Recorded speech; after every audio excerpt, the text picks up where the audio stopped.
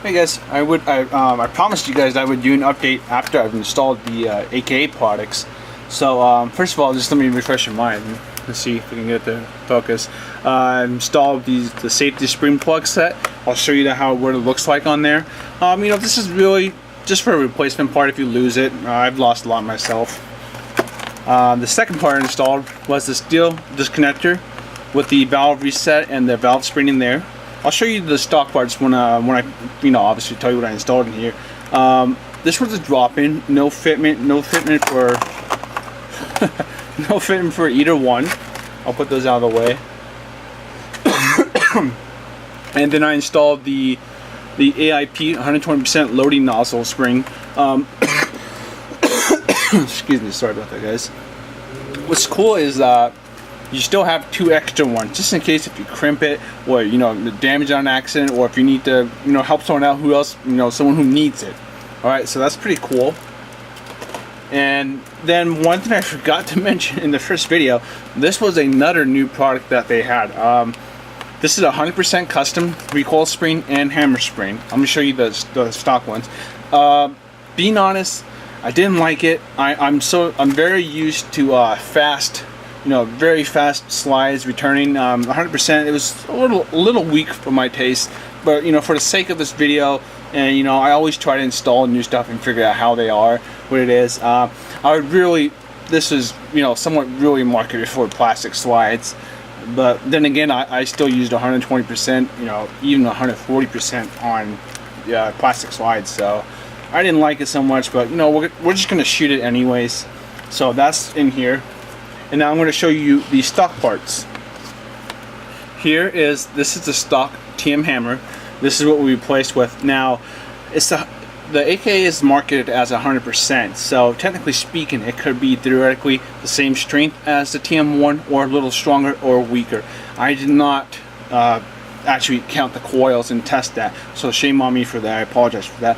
And this is the short stroke recoil spring by a-a. Probably in the end, I'm probably going to put this back in, but just testing it out. So I'm going to put that to the side. And this is the stock TM loading return spring that we replaced.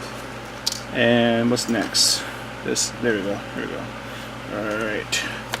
Oh snap! I lost the valve spring, but that's okay. The valve resetter spring. And these are the stock TM ones. You can always tell that these are not steel. Either A, if you have a magnet, or you see these little circles. Okay. Can you see these little circles? Yeah, that's how you tell. All right. They're usually casted. All right.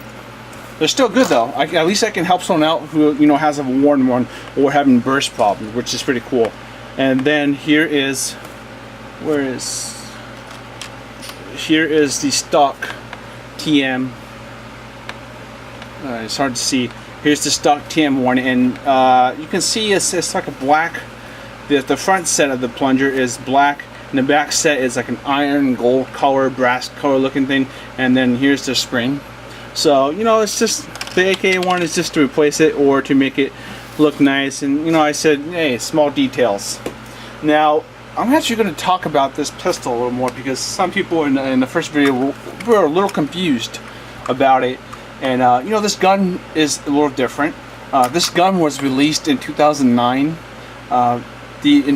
The intended market for this in Japan was the youth, for younger kids.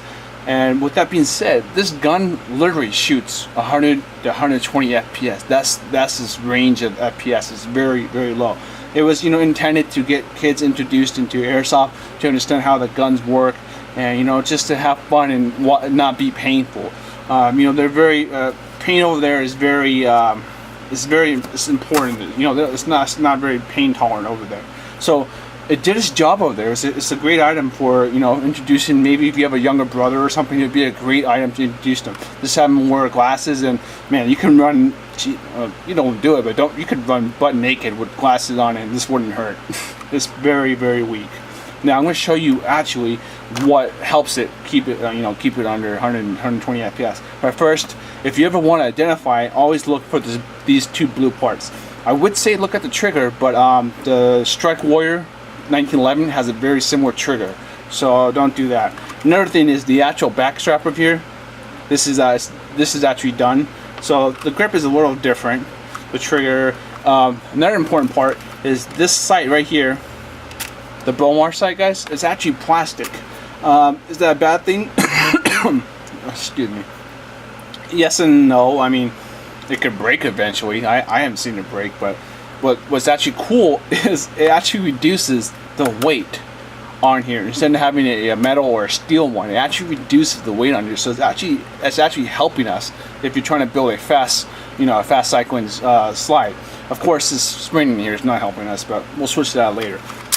Now, the unique part about the 5.1R are these two components. Now, it's going to be hard for you guys to see because I put the camera so far away, and I apologize for that. But in here, there is a... Oh, dang it. How do I show you guys? You guys, I don't... Can you guys see? No. Let me see if I can zoom in. Can you guys see?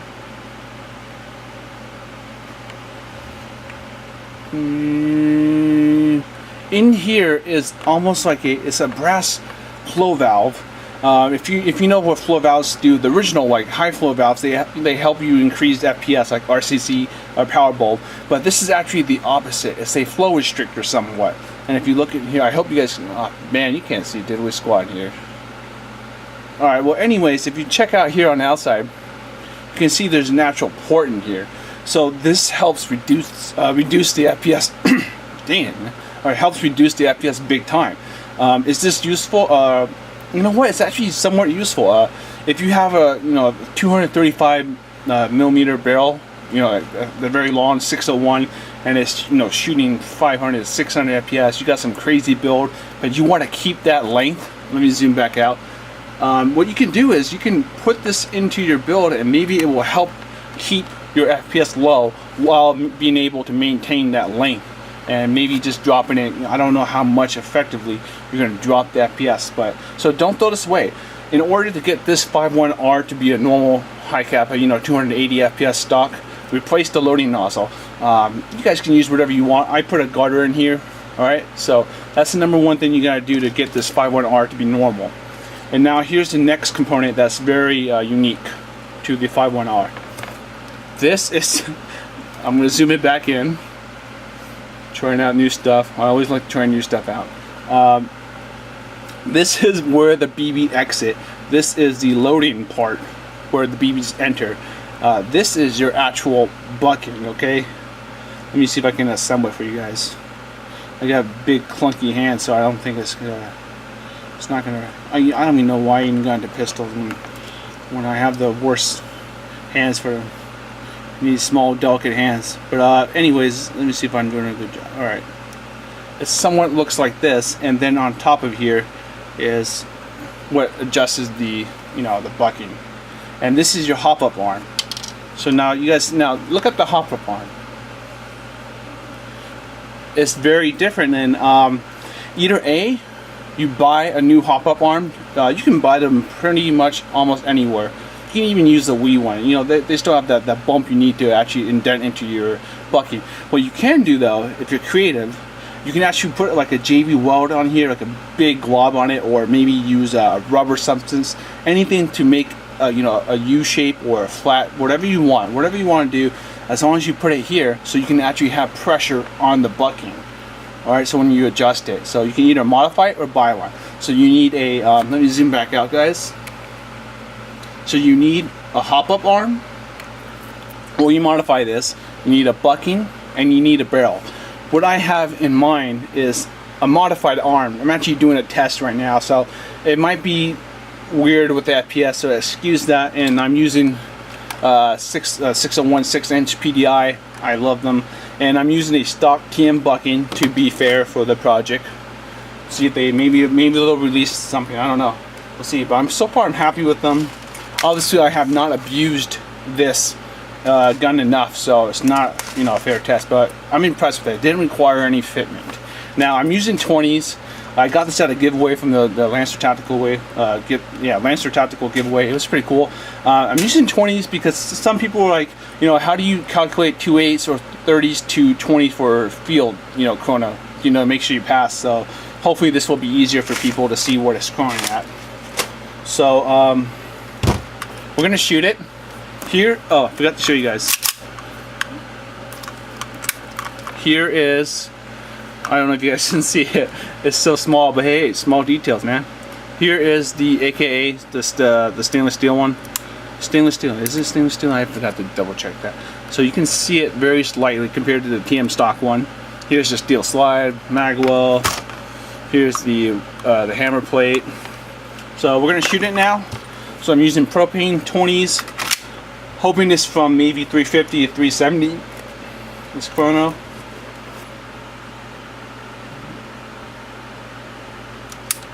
Turn 60 down. 358, 366, 379, 381, 360, 348. It's all over the place. And we're out, 379. Ignore the FPS test. I have a very, well, it's a different arm. I'm running a different arm, right? So ignore that. But anyways, let's do some dry fire for you guys. I have to hold the catch down because if you notice, it actually catches now with compared to the AKA short stroke one. All right, so it does catch now. Not a good thing because this steel slide is going to eat the plastic one very quick. So let's just do some double taps or whatever.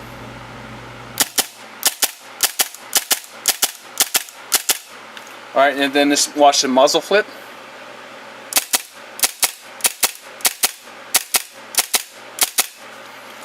Let's see if I can do it this way. I don't think so. It's empty, so don't worry, I'm not shooting myself.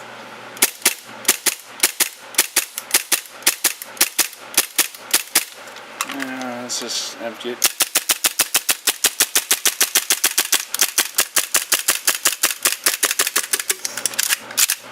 Alright, and we're out. So, it was a drop-in, no problems. You can see the chrono was all over the place, but I'm running a very different arm, and this is great. It's, you know, this is a 5.1R. Would I buy it? No, I didn't buy this. A friend gave it to me, and thank you to him. This made this project doable.